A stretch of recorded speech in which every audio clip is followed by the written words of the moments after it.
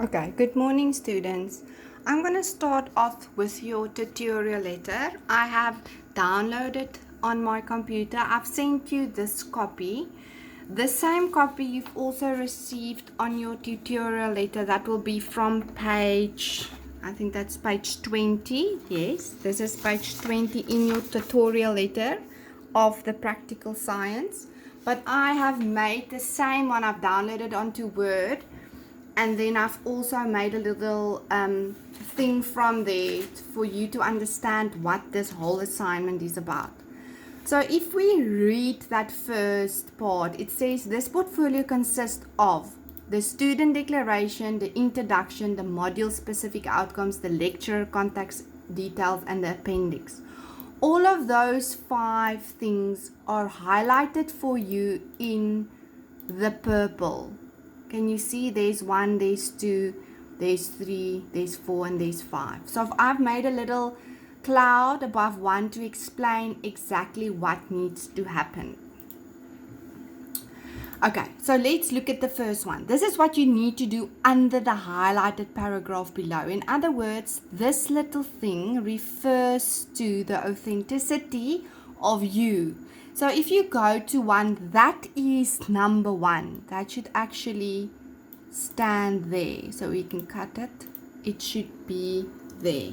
Okay. So this whole tutorial letter for me is a little bit, the way that it's printed out, number 4 and 5 is in one sentence. That's why I would like you to work from mine, and then you can have yours digitally or printed out next to you. It's exactly the same one. I've just made it a little bit more user friendly. Okay, so let's see what's going to happen here. We're going to have a portfolio declaration form for the student. This is going to be the first page. Okay, you're going to fill in your details, details and date, and scan it in again because they need your signature and your date. Okay. This is just to say that you are doing this work on your own. You're not using somebody else's work. It's your own work.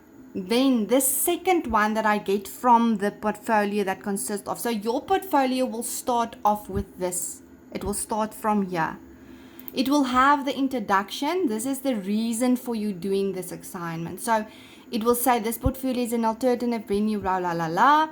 And then this, so you will basically say something about the fact that what subject you are using, and then you will use this to make sure that you have it in. So you can maybe put in the introduction, you can maybe put something in like the name of the subject, the purpose of the subject, which you will also find in your tutorial letter, I think on page 3 or 4.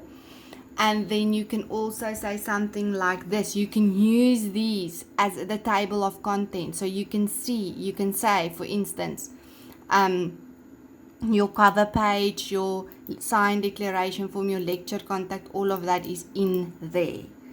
Okay, so now if you look at this, it says if you do not include the cover page and or the declaration, portfolio will not be marked. So make sure that you start off with the cover page and your declaration. So that's basically going to be page 1 and 2 of your big portfolio. So obviously your cover page will have your name, your surname, your student name, or your contact number. So that's a normal cover page. Then page 2 will have this little student declaration.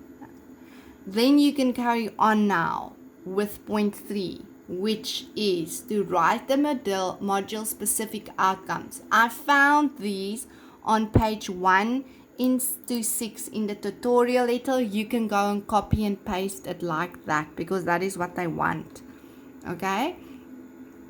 And then number 4 is your lecture contact details. Remember now, these purple number 1, 2, 3, 4 I get from the portfolio consists out of that. Okay, so this is basically your table of contents. Then I made it purple so that you can easily see what everything is. So number 4 is your contact details of your lecturer. I also found this on page 6. Just go double check. I just use it as an example, but it is the correct one. But they take the responsibility responsibility upon yourself to make sure that it is the correct one. Then the fifth one in the consistency, in other words, the content of your portfolio is the actual portfolio. And that this contains specific aim 1, doing science. Okay, this is also out of that study guide. So you can go and copy and paste all of this. So what they're basically asking you, they are asking you to use specific aim 1 in the caps, which is doing science and which is explained by that paragraph. And one of those aims or assessments is experiments. So what they will do is they say there are 2 examples from the grade 10 physical science curriculum are these 2. Okay, so this is all still in this letter that I talking about, the one that I've editing, this one, it's still on the same page. So the one that I want you to look at is electrical circuits with resistors in series and potential difference in current, and the second one is to prove conservation of matter experimentally. Okay, so this is basically what your portfolio of evidence is going to consist of. So this first 3-4 points at the top is just basically admin work. It's information that you give them. The number 5 includes the actual portfolio of evidence, which means you're going to take these 2 experiments, and I'm going to explain both of them, that is highlighted in blue, and you are going to use this to set up a portfolio of evidence by answering these questions.